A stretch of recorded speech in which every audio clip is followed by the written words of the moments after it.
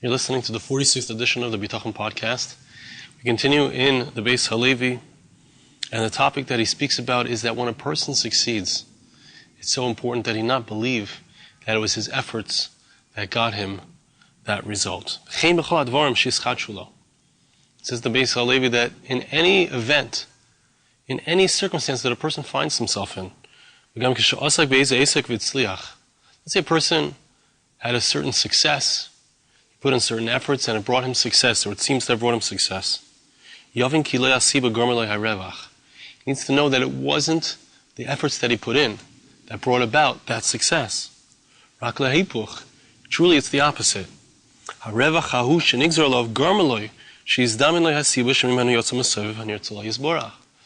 fact that Hashem decreed upon him that something good would occur, that some profit would be made, that he would receive some kind of good circumstance, that's what brought about the idea in his head or the opportunity that came along to provide that very result.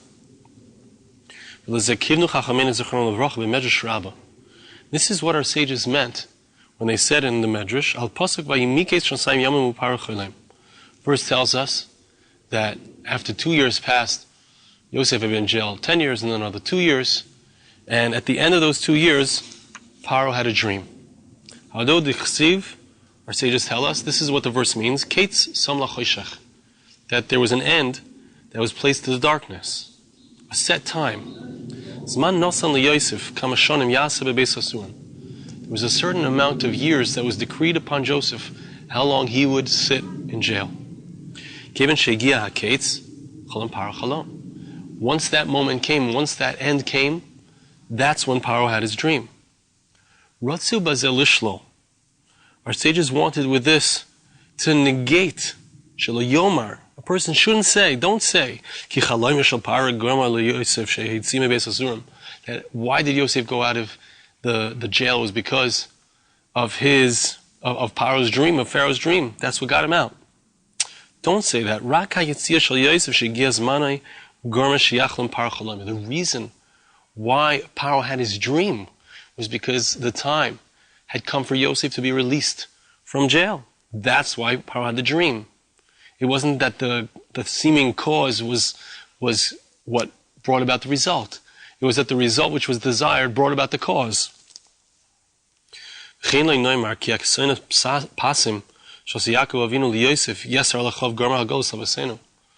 us not say, says the Beis Halevi, that the fact that Yaakov made a coat of many colors, a beautiful coat, a kingly coat, a princely coat for Joseph, alone, uniquely amongst the brothers. That's what caused the Jewish people to go down into Egypt. We know, when we read the Psukim, that there was a decree from before, that this was to be, that by the Bris Bein Amsarim, the covenant between the parts, the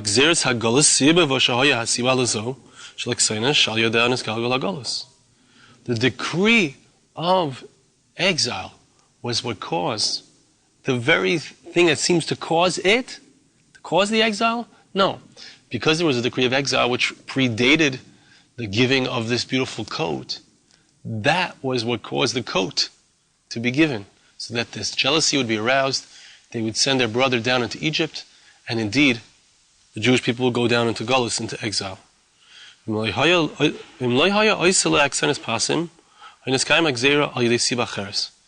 If he hadn't made for his son, if Yaakov had not made for his son Yosef this beautiful coat, some other way would have been made by HaKadosh Baruch Hu in order to bring the Jewish people down and that the decree should be fulfilled.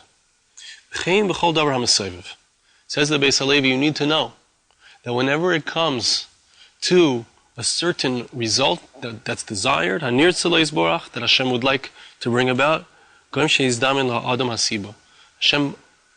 causes the cause to come into the life of the human being. And I can tell you a personal story that, you might know that currently I'm working on a crowdfunding to raise money for the next few videos, music videos that I'm planning to do. And in the past, I've raised money, and there have been different individuals who, Baruch Hashem, have given, some more, some less, doesn't matter to me. I know it's all from Hashem, as do you. And in one particular instance, a few years ago, a certain singular individual gave a tremendous amount of money to a few different crowdfundings that I had done. Some total of over $10,000. And in the following crowdfunding that I did, I specifically said to Hashem, I said, I don't want the money to come from that person. I want the money to come from somebody else. I want it to feel like it's coming from you. I don't want to feel like it's coming from that person. And I knew that this person was not going to put the money in until the end. That's just how they did it. And I saw the siyata d'shmaya that the money came from elsewhere. In the end, did not need that person. The person only gave a very small amount, a few $100s, which Baruch Hashem I'm grateful for as well, of course. But you see clearly, when you're working on Bitachon, you will see that the result that Hashem wants to bring to you is not dependent on any particular means. It could be so many different ways Hashem can bring those results. Now, the Beis Halevi continues. Each of these sections has a sum up. According to how strong a person's bitachon is, that will minimize his obligation or his need to do any efforts, put in efforts. Person needs to understand this as well. If a person minimizes his work and he strengthens his bitachon, he minimizes his efforts, his ishtadlus, and he puts his efforts into his bitachon, as we spoke about in the Alter Navardik. So then the requirement or the accompanying efforts that a person has to do ordinarily will be minimized. Hashem can provide a person with his needs in an easier way, in a lighter, easier type of craft. Now this is such an important point. This is the concept where Hashem tzilcha yad minecha, according to the way that we act, God is like a shadow. If a person puts in a tremendous amount of efforts, he believes in his efforts, he believes that that's what's going to bring him the results. He does deeper efforts, stronger efforts, and he believes in his mind that that's the main thing. Hashem's going to provide me for needs, but I got to do it. I got to put in those efforts. If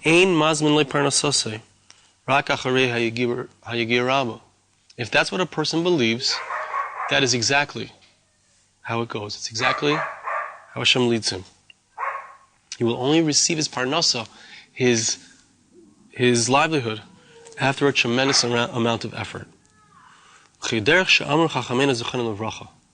Like our sages say, just as you are with me, that's how I am with you. Every one of us has a choice when it comes to our bitachon, when it comes to our hishtadlus. Do we place our faith in Hashem? Do we place our faith in God? Do we have bitachon? Do we strengthen our bitachon, our faith, our sense of feeling that we know it's Him? Or do we do the opposite? Do we place our faith in ourselves? V'zehu atam, says the Beis Halevi, this is the reason. Why do we see less miracles in our times? Why don't we see open miracles? In previous generations, there were openly revealed miracles. Because what happens when a person gives us the lowdown, he gives us the mechanics, that's the word I'm looking for, the mechanics of why it is that there are less nisim. Why does HaKadosh Baruch Hu perform miracles for a person? Why wouldn't He perform miracles for a person? He explains. The Kishenes Chadish is a nes, azay bal karcham yoidu kulon, ki l'Hashem ha'aretz m'lo yev v'nespat la b'chira. What happens when there is a miracle, when Hashem provides somebody with something miraculously? It limits our b'chira, our free will. Why? Because we see that it's God doing it. It's God doing it. It's Hashem. It wasn't me. It was Hashem. V'rakefi erech ma'alasim v'munasam shel daras harishonim. In previous generations, because they were on such a high level, because they had such a strong faith in Hashem, they knew that He was doing it. Because of the level that they attained in their service of Hashem, it was clear to them, they had no doubt that Hashem was the one doing it.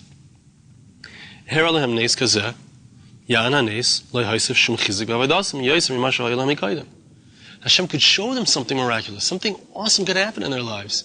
Why? Because it's not going to change how they feel. It's not going to take away their bechira, it won't take away their free will, because they're already on a level where they know, where they believe, they feel it in their bones, that Hashem is the one providing for them. So, why wouldn't Hashem do something miraculous? Because it will take away from our free will. But if we already believe in Him completely, so then Hashem can perform miracles for us. It doesn't take away from our free will. Like we find by Rabbi Chanina ben Doisa, the Gemara, he was one of the Amoraim. He was a great, or maybe he was a Tana, I'm sorry. Rabbi Chanina ben Doisa was somebody, Amar Misha, Amar L'Shem v'yidloik, Amar L'chaimetz v'yidloik. Gemara in Tainus tells us that they were very poor, his family was very poor. His daughter came to him and said, we don't have any oil to light. We need light. He said, Hashem said that oil will light. Hashem can also make vinegar light. She was able to light vinegar, which is a physical impossibility, but Rabbi Chanina ben Doisa was on such a great level. He was malumid benisim. He had miracles occurring for him all the time. Why? Because it's not going to take away from his bechira, his free will, because he already believes, he already knows that it's Hashem who does it.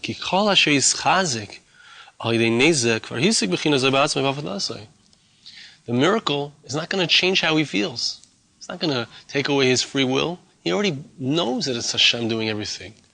So to the degree that we can and do strengthen our bitachon, Hashem, if you believe in miracles, so it's not going to take away from your bechira for Hashem to do a miracle for you. We can believe in miracles. In our generation, which we're on a very low level, if you would see a little miracle, so it wakes you up. It's like, wow, God is really there. He's really there. It will take away from his free will. So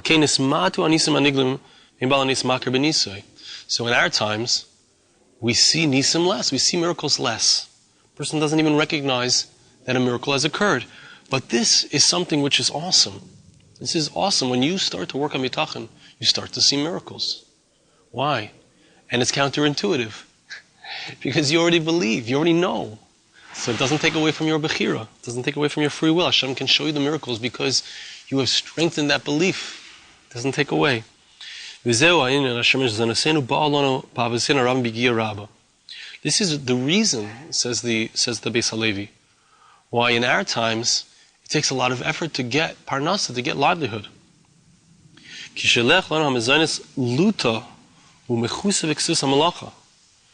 Because God sends us our parnasa, our livelihood, in a way which is hidden, in a way which is covered. It's a cursed way. Hashem wants to cover the fact that He is the one who's providing for us directly. But the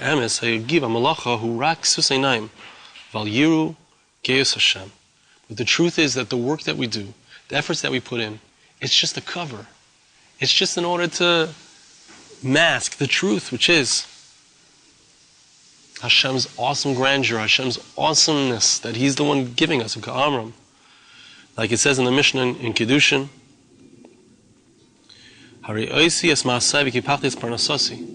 that in speaking, the Tana speaks about how easy it should be to have parnas, have livelihood. But what can we do? I'm not on the level. I haven't strengthened myself to the point where it's not going to make a difference if Hashem performs a miracle for me.